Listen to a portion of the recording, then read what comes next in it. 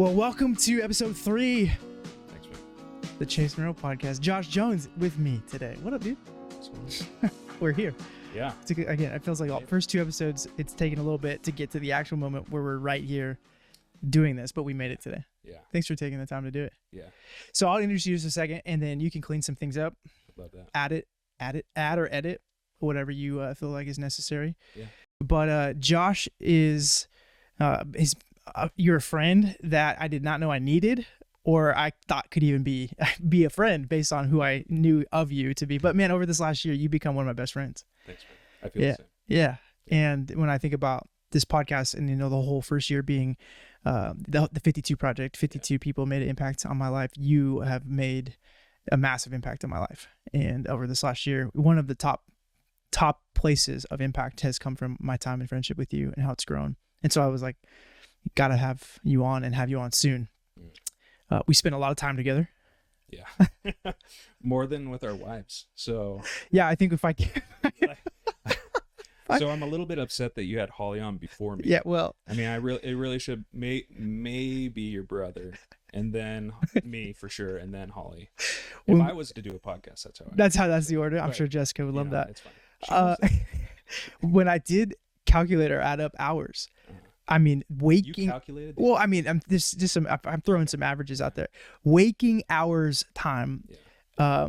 There could have been genuinely over this last year a pretty even amount of time spent with you, and my wife based upon just waking hours, because we have, we've got worked out together over this last year. We'll talk a little bit about that on today's episode.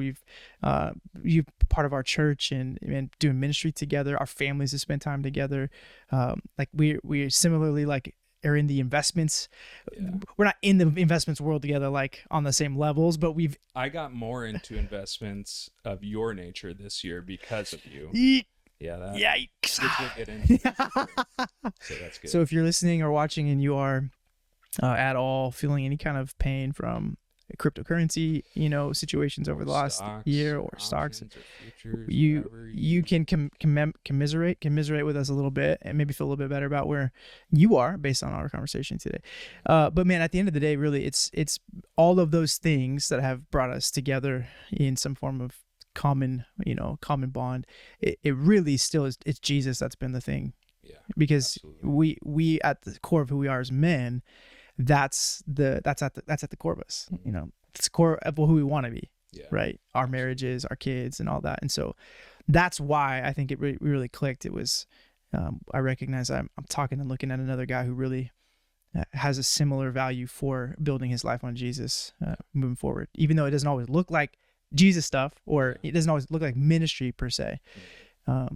So it's been just so cool getting to know you. I feel like we've spent 10 or 15 years have had known each other based on what the last year and a half has looked like. Yeah, we've gotten a lot of time together. It's been pretty crazy that just the seasons that lined up. Yeah. So that it happened the way it did. Yeah. Because I don't think naturally that would have happened outside of right. So that's a perfect window or segue into give us a snapshot really of like 7 or 8 years ago, Josh, to how what led to this last year and your time being even more available and flexible to have the friendship that we've gotten to have.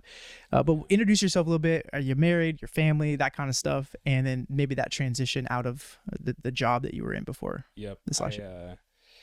Well, my name's Josh Jones. My wife, Jessica, and I have four kids. So I have my son, Jeremiah, and then Jessica and I have Indiana, June, and Selah. Yeah, 3 girls, and they're all fire cracking, passionate, love life. Selah meaning peace and calm and reflection. I got it wrong, dude. That girl is full of fire. I'm sure it'll come around. Yeah, but man, she is something special. Yeah, like all of those girls, they are all so unique in their own way. Yeah, they are. But yeah, this last year, so I have our kids, and then how long have you and Jess been married?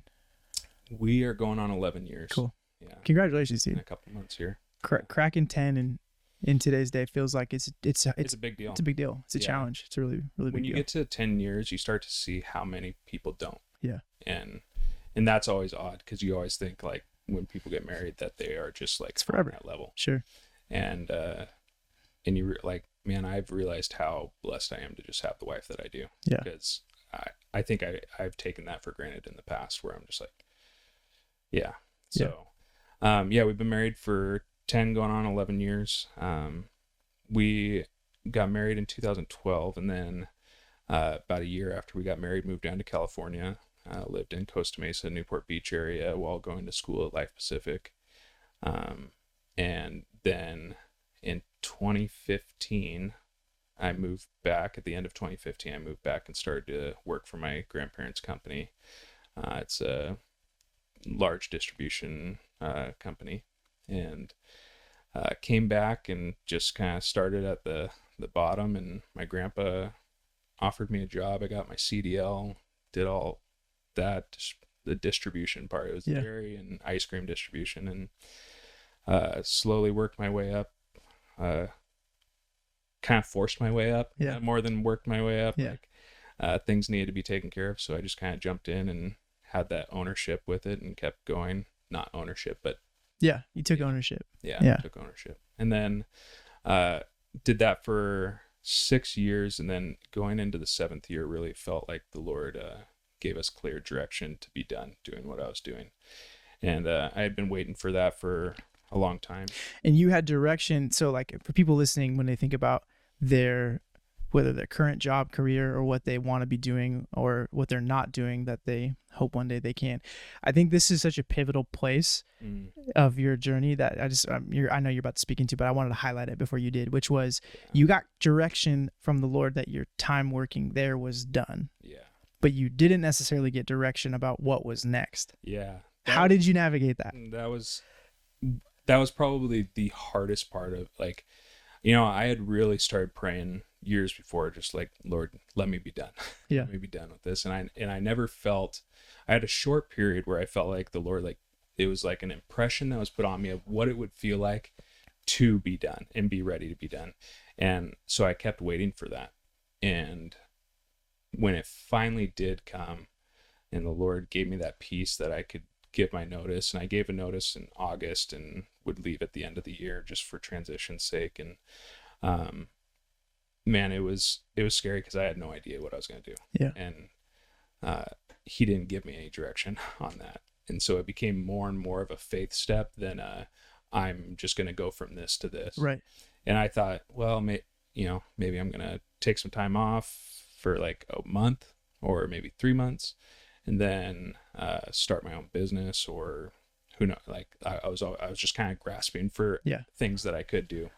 And what the Lord just kept bringing me back to was rest. And I don't think I realized how exhausted I was from those years of working. I mean, there was slow times, but man, when it was going, which it was most of the time because it was so hard to find people, there's definitely 50-hour work weeks, then 60 and 70. And when you start pushing 70, you're just like, I'm getting up at 2, getting to the job by 3, not getting home until after the girls have gone to bed. And so it's hard to sustain that for a long amount of time. And you just start burning out pretty fast. And but one thing I really asked the Lord is, like, I don't want to leave when it's hard. Like, I don't want to leave on this like tension, or I'm disagreeing with management, so we're gonna just part ways. I'm like, Lord, give me an opportunity to leave in a good season. Leave well. Which never happened when I was there. It felt like it was like it was just always like going 110 miles an hour trying to keep up with what was going on. But the Lord was faithful, and he definitely like we had more people than we needed. I had gotten a relief driver. I mean, everything was taken care of by the time I left. And it was odd because when I left on my last day, I'm like, is this it? Like, I had no idea where I was going, and I thought there would just be like this big grand hoorah at the end. And I just got in my car and drove home. And I think I Marco'd you that night. You did. Like, this is just so odd. Like, I'm leaving for the last time, and I don't have a plan. I don't know where I'm going. So, okay, I'm gonna you'll have to field some of the questions or the ways that I want to dive into this and take it however you do. But I knowing you in that moment, I really just kind of started to get to know you. Like at that point, we'd met in October a couple months before you had your final kind of day of that job. But really, we really didn't start kicking off our relationship till you'd finished the job in January of 2022. I'm sorry. And where we started going to the gym and stuff, and that jumped from there. Yeah. But I mean, a lot of your identity was not necessarily in the job per se. Maybe it was a little bit, but the provision and the security and the lifestyle that you were able to live and support and providing for your family was a large part of your identity. Is that safe to say? Yeah, I would say so. So like just a little bit of that, like, I mean, I remember right in the beginning just going like, okay, you know, I mean, obviously we've got some savings and some things to help, but until I need to find a job. But there was that, like, how am I going to live in a world where like I'm not getting a paycheck like I had been used to getting a paycheck? Yeah. And like the concern of how that might appear. Like, I remember we wrestled again. You have to you have to take us where you want to go. I don't want to make you uncomfortable here, but I know for me, what was one of the more impacting things in being in a relationship with you was how you wrestled out your perception to others in that season. Yeah.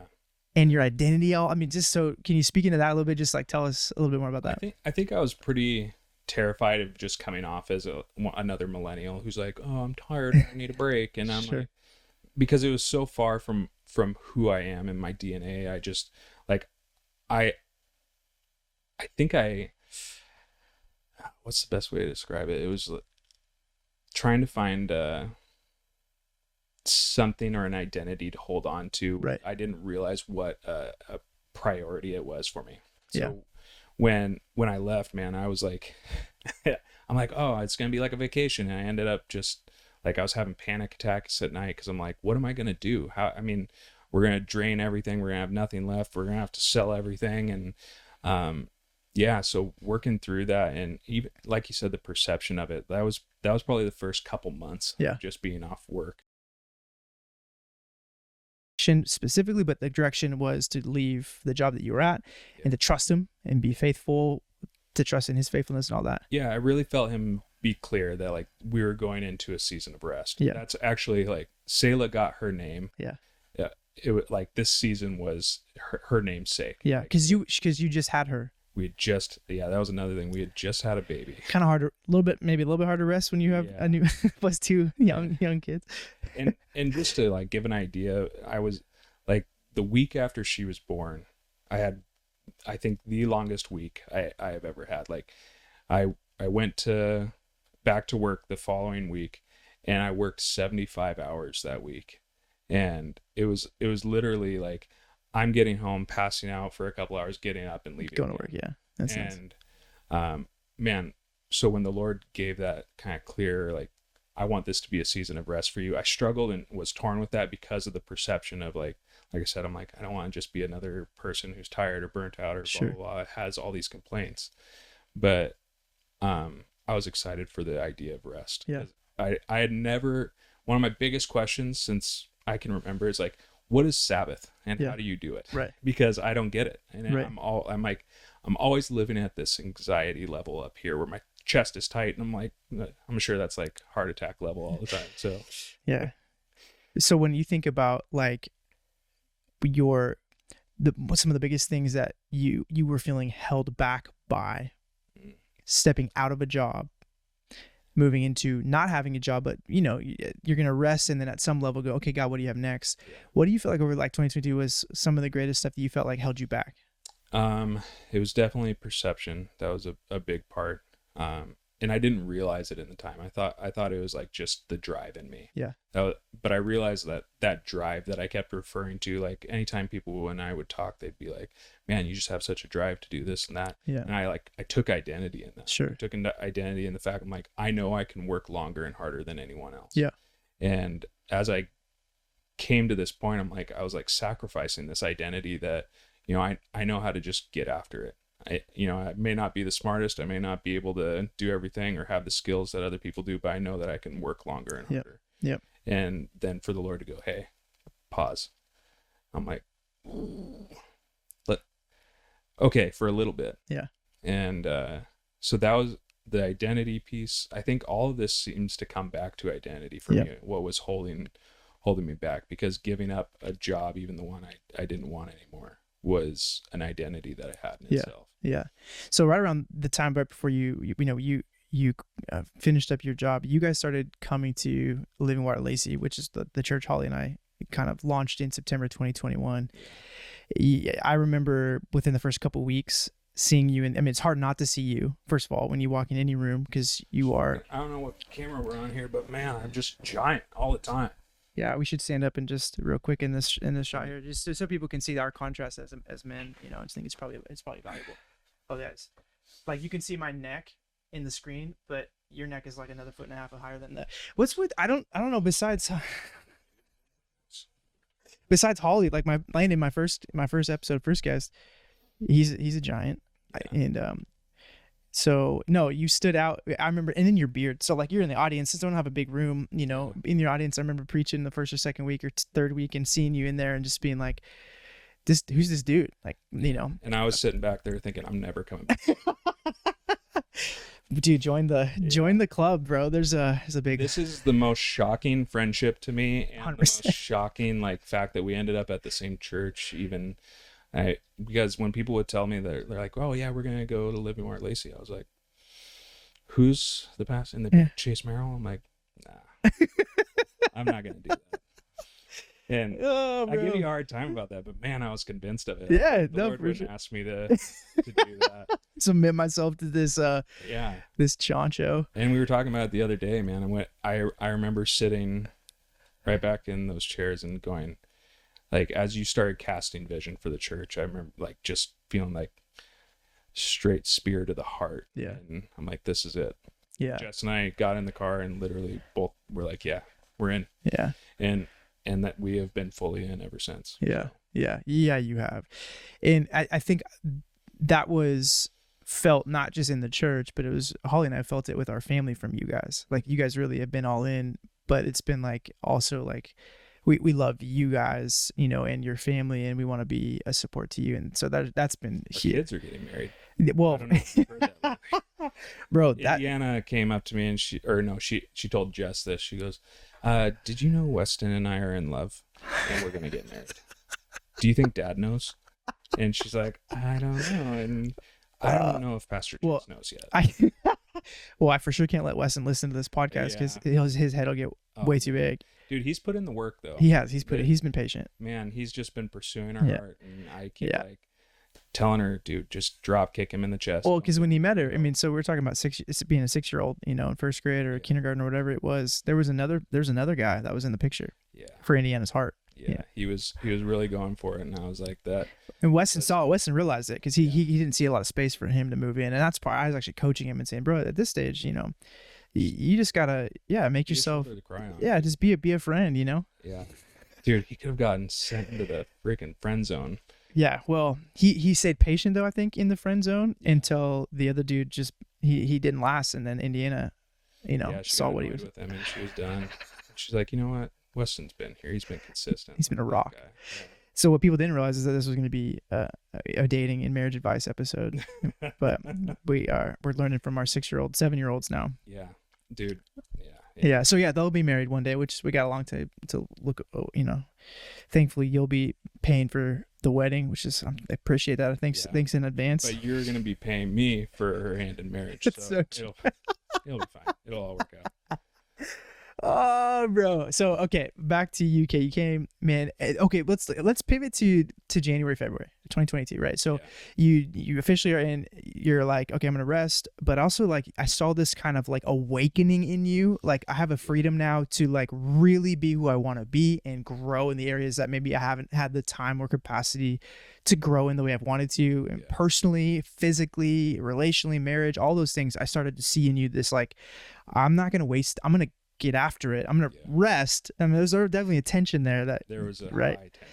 But part of it was like, let's get healthy. Like, let's go to the gym. Let's start like figuring out some of those things because I need to get some things together that I haven't had the space to do. And that's where we started really daily spending, you know, a couple hours at the gym every day in the mornings. And there was a season after it. We were. You got huge. I mean, I look big, but you were lifting the same amount as me. All the way up to the end there. I mean, with the exception of legs. I got freaking tree trunks. I don't know. I I have little saplings Yeah. for my legs. Luckily, you only really see the lower half here. So. Yeah, on the shot. Well, unless we go to the Whoops. the gym. So Yeah. I have got two other best friends in my life, Riley Silva and Jordan Schlegel. Riley was high school, 8th grade, best man at my wedding, and through high school into young, kind of college age years, he was like, had been my dude. We did a lot of life together. Still my dude to this day. Jordan, as soon as I moved from that stage into the next stage, was my guy for the next 5.5 years. Both of those, I never told you this, both of those dudes, part of what a consistent place for our friendship to grow and spend time with each other was in the gym. Really? And part of why it got expedited, because listen, ministry is lonely at times, although there's people all around, and a lot of times people that want to spend time with you. There's just a lot of navigating how to be fully you, and the stewardship and responsibility of being a leader and a pastor and a Christian and all that comes with expectations. I didn't have a lot of places since those two other friendships where I had become a pastor and felt like, who can I actually be in friendship around and enjoy their relationship, but also not feel like I have to be pastor Chase the whole time we're together. Right. And I didn't have a lot of that since I had been in this role. But those two, always, Jim was somewhat a part of that. And then I where it really launched us was when we started going to the gym into January, and we're like, we committed 75 hard. Yeah, just really got after it. Yep. And dude, that was a game changer for me, because I've never stayed consistent in the gym past like 6 months maybe. Yeah. And the last time I did that was back in, like, before Jess and I were married. Yeah. I got big then. That's for sure. I got like after marriage. After marriage? Before marriage. Oh, okay. Yeah, she missed it too.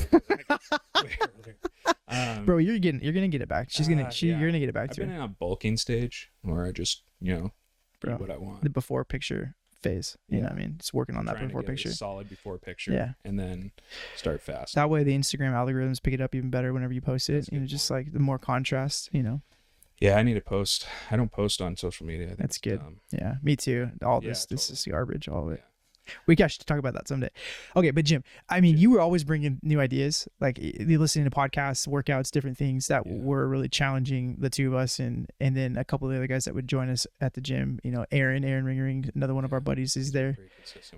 There's a guy we met at the gym that it's become a friend, if you will, that we would just like want to get to know more, named John, and a few others. But one of the things that has significantly changed my life, I could say, is hot and cold.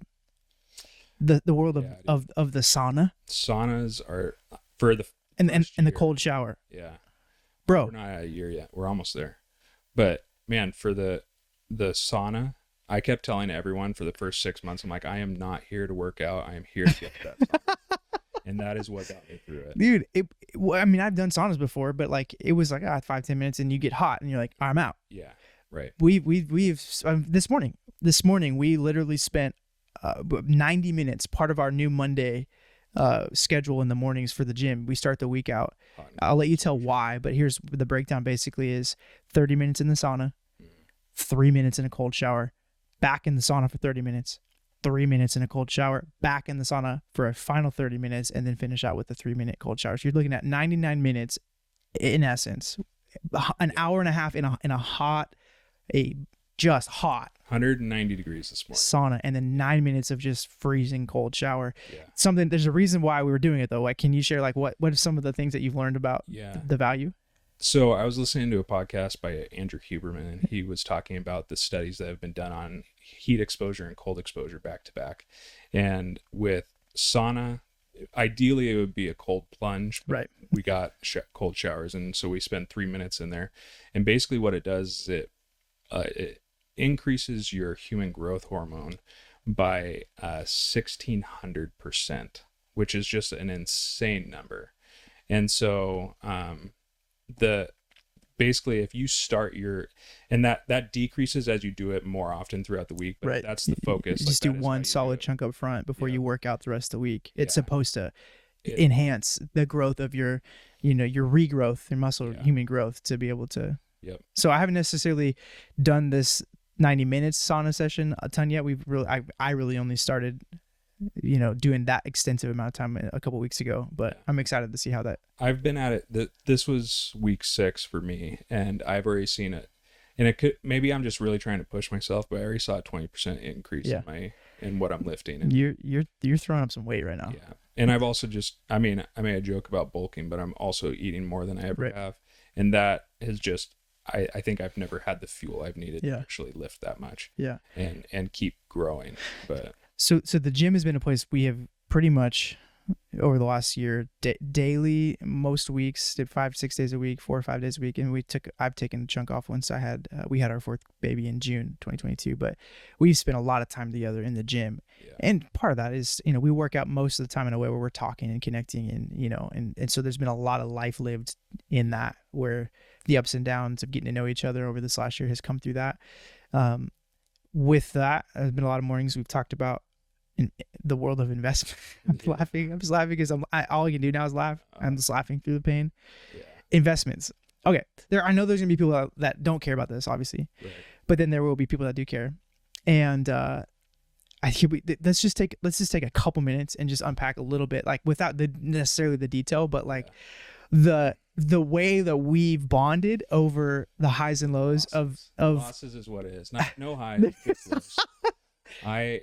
Bro. I came in, I had a little bit of money put aside in savings and that I had put into the stock market, and had grown it pretty well for, like everyone did in 2020 if you got in the stock market. Yeah. I mean, everyone, I had a close friend that was like, this is a black swan event. If you have any money, sell whatever you can and put it jump in and start doing it.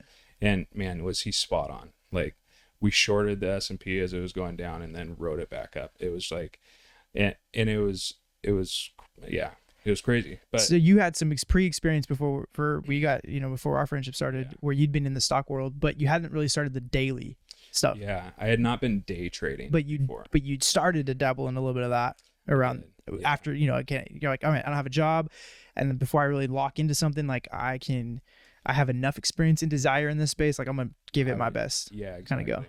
And I'd always been like told to be a long-term investor. Sure. Warren Buffett, long-term investing in everything, dollar cost averaging. Do you remember that other Warren Buffett quote that you've quoted me before a couple times to try to encourage me on a bad day?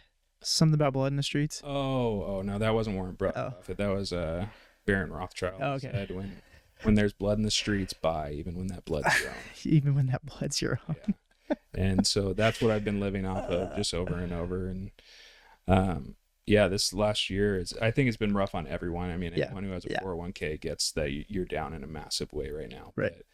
But, when we started going to the gym, we started talking with John, and John is a guy we met. We were just in the sauna, and I was talking about investments and how much money I was losing. And he goes, "Oh, you do investing? I do day trading." And I have a online Discord that we go over trades and come up with stuff. And so I started following him there and started learning technical analysis, and for me, I was just dollar cost averaging. Sure. I was just buying stuff consistently around the same time. And when it matured beyond a year, I would sell it. And that way I wasn't paying short. It's crazy taxes. Gains. Yeah. Right. Yeah.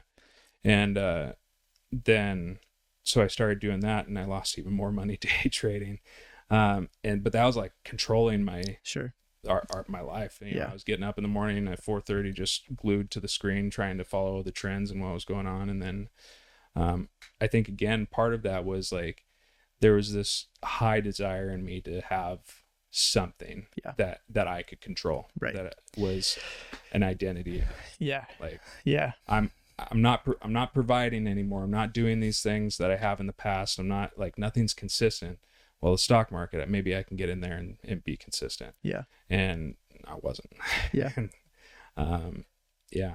What would you encourage somebody like that's experienced something similar in the last year or two? It's just maybe they lost more than they had, or they lost more than they wanted to, or they're just discouraged in that space. Like, what's something you gained from even some of those losses this last year that you would encourage somebody with thinking about the world of investments, cryptocurrency, stocks, whatever it might be? I think for me personally, just my walk with the Lord, as, like, not to over Christianize it and everything, but one thing I really felt the Lord say that convicted me in this time, like I was sitting there just like at a complete loss for words because of how much I was like, all my investments have turned around. Yeah. And gone down to hardly anything. And I started just asking the Lord, I'm like, what's next? I'm like, I feel like I just squandered everything. And the Lord came back and he's just told me, he goes, you've been living like you don't have a father.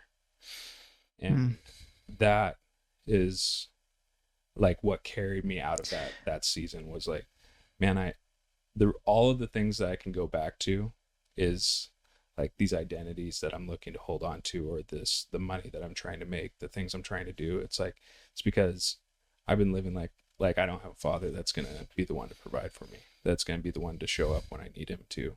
I'm like, well, this is just in case he doesn't do what he said he would do. Whew. And man, I think that was the hardest. Yeah, that was one of the hardest lessons that I had to learn. And I think it took going through that to get to a point of like, all right, man, I need to turn my eyes back to Jesus. And not that I can't be an investor, I can't be a day trader, I can't do these things, but constantly checking your heart, like, man, am I doing this because I don't trust God to be the one who takes care of me? Yeah. And I think that is probably would be my encouragement, is to constantly be going back to the Lord and asking him that, like, am I trying to do something in myself, or am I doing this because it's something that brings me joy? Is it something that I feel like I have been released by you to do as well? Yeah. When you think about the full year of 2022, what do you see as, like, moving forward? What's something in 2023 that you're going like, man, I learned this, I grew in this way this last year, but like I need to leave this in 2022 and not carry it into 2023 based on what you walked from January to December, like, just so the whole spectrum of things. It's a lot that could, a lot of life that obviously was lived through that time. But when you think about something you want to leave based on how you learned and go in 2023, what comes to mind? I think the anxiety and struggle that I carried, like, just being, I remember when Jess told me, she's like, I think you deal with anxiety. I'm like, I don't know. I think that I just, care a lot about things. And the reality is I carried a lot of anxiety and worry and stress of all the things that I wanted to control. And I think this year, if anything, I feel like I've just been being stripped of every identity that I could. Like, any chance I reached out to grab something and be like, this is who I am now, since I don't have a job. Yeah.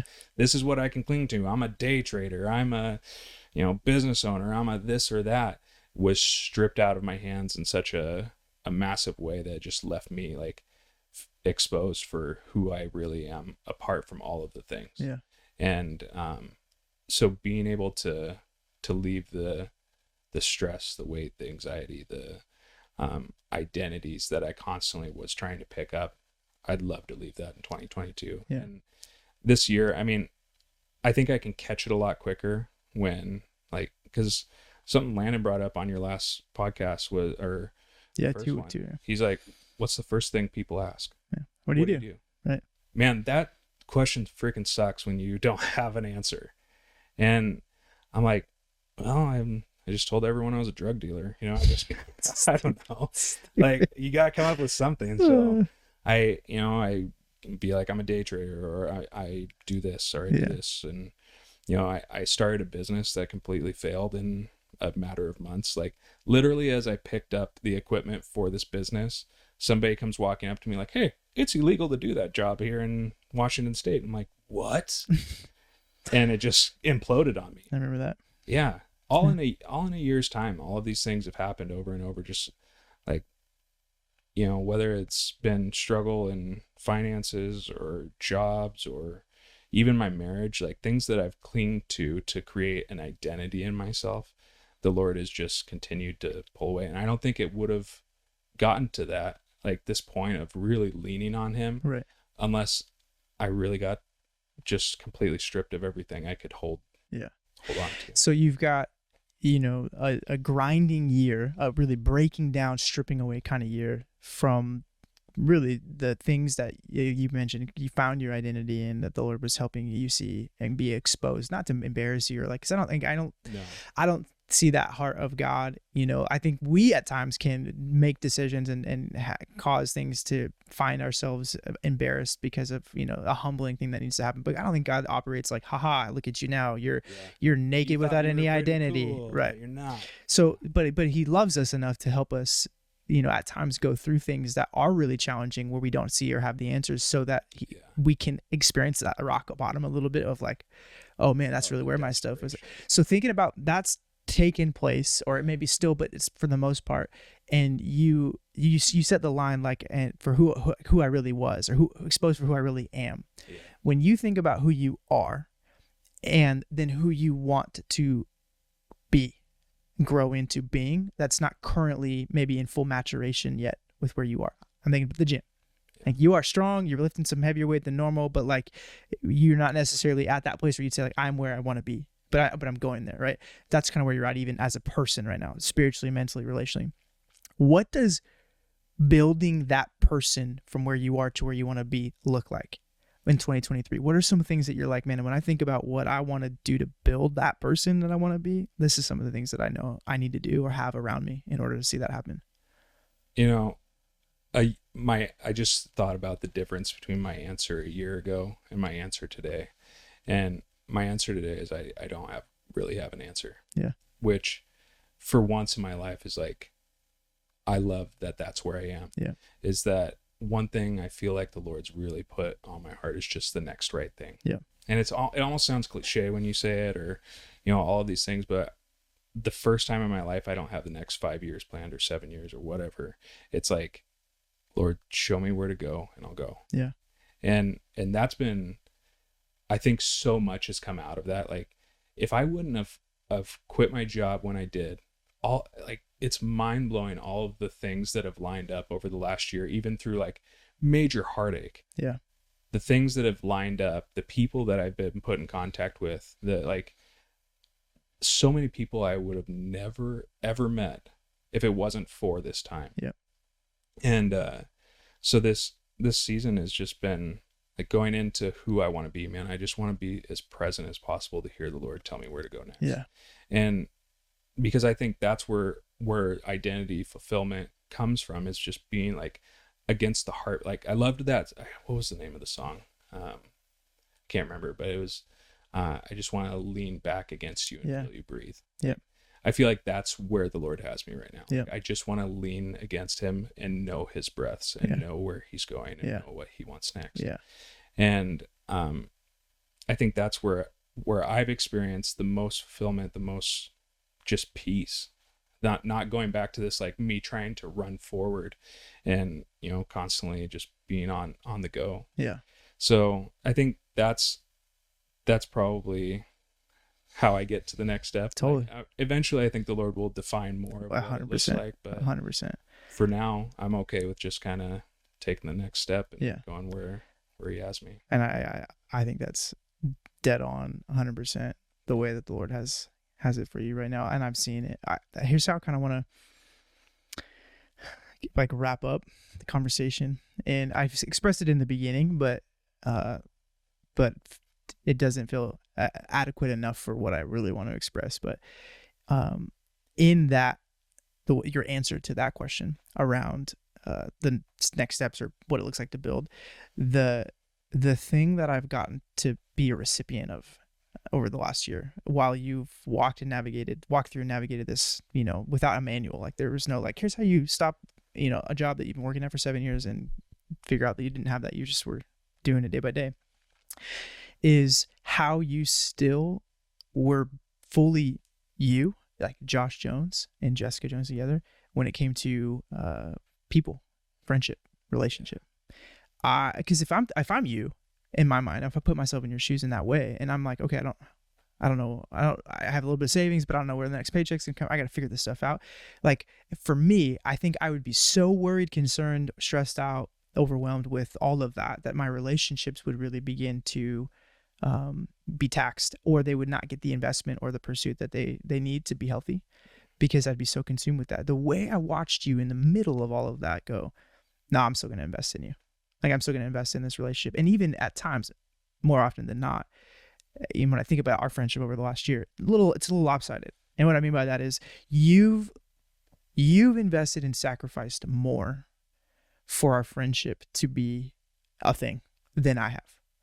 And I had told you kind of in the very beginning, I'm in a season of my life where, there's days where I'm still trying to like stand up from feeling like I can't meet everybody's expectation. And so when someone's like, can we be friends? And I'm like, yes, you're awesome. This is great. And then I don't follow up or have the ability to meet their standard of time or spend whatever. Like I'm always like I'm failing everybody around me in that space.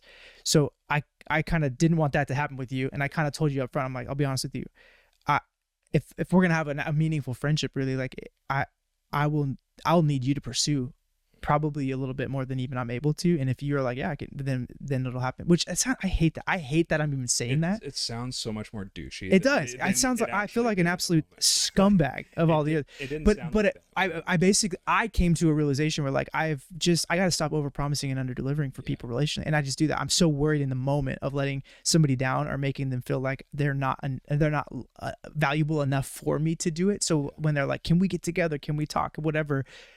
Yes.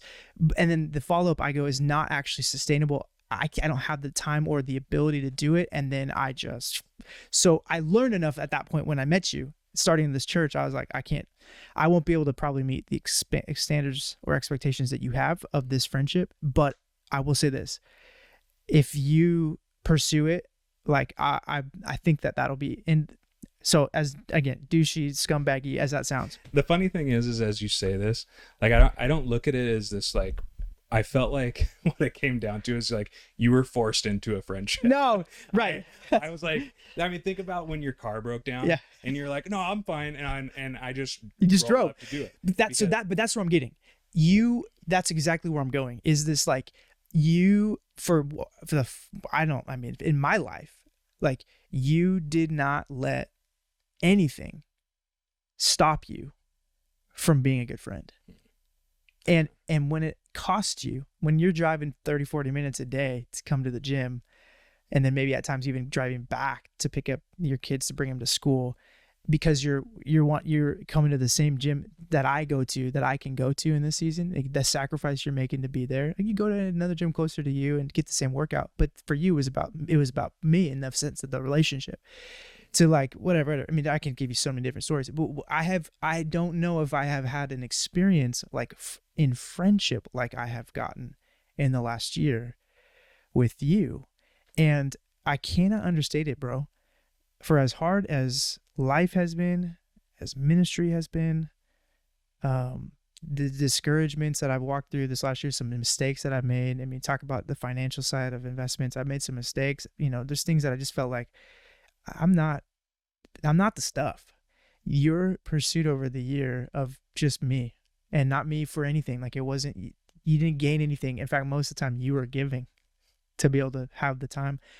And then me really feeling the freedom and safety to be like Chase with you without having to be Pastor Chase or whatever else, is a gift like I haven't been given in a long time. And I've got a lot of great people in my life. I got a lot of great relationships and friendships, but I got a lesson. I got a introduction. I got an experience to what genuine, authentic friendship looks like in this last year because of you. And that has made it still is huge impact. I look forward to the time we get to spend together. You challenge me. You don't always like, I say something and you don't always be like, yeah, it's a great idea. Sometimes you're like, that's stupid. You're an idiot. And then there are days where I'll walk away from feeling super defeated by what came out of me, a message or whatever else. And the text that I'll get is, bro, well done. That was awesome. Here's why it mattered to me. And so you just holistically, such an what's the word you used in the beginning? Unlikely. Yeah. Unlikely friendship. I mean, I keep thinking of Little John and Robin. I don't know why. That's like, I just feel like that's us every time we walk into the gym. It's like, that's us, that's the two of us. But from the physical unlikeliness of just, we're so different to our personalities and different things, but we love Jesus. And I think we are passionate about going on a journey to be who he's really called us to be in life, in marriage, in fatherhood, in friendship. And so, yeah, I can't express my gratitude enough for the way that the Lord's used you as a friend.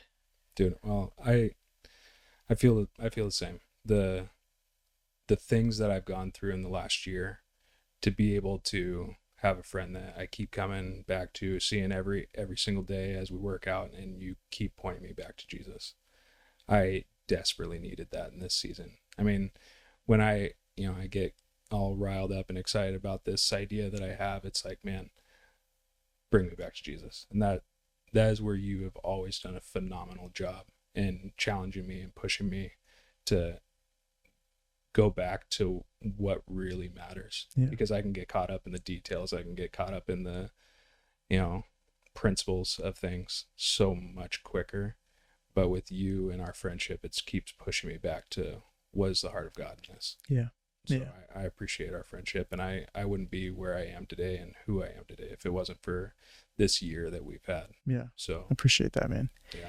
What's exciting to me is that it really has just started in regards to our friendship and our families. And, and I want to just speak this over you to finish up the conversation, bro. But that God has a huge call in your life, and that, and you've known it and felt it, but there's something so unique about how he's wired you and who he's made you to be, that the call, whether it's vocational ministry, pastoring, preaching, teaching, discipling people, that you haven't let the officialness or the title of that world prevent you or hinder you from being who God's calling you to be. And yet there's still more he's calling you into that I see.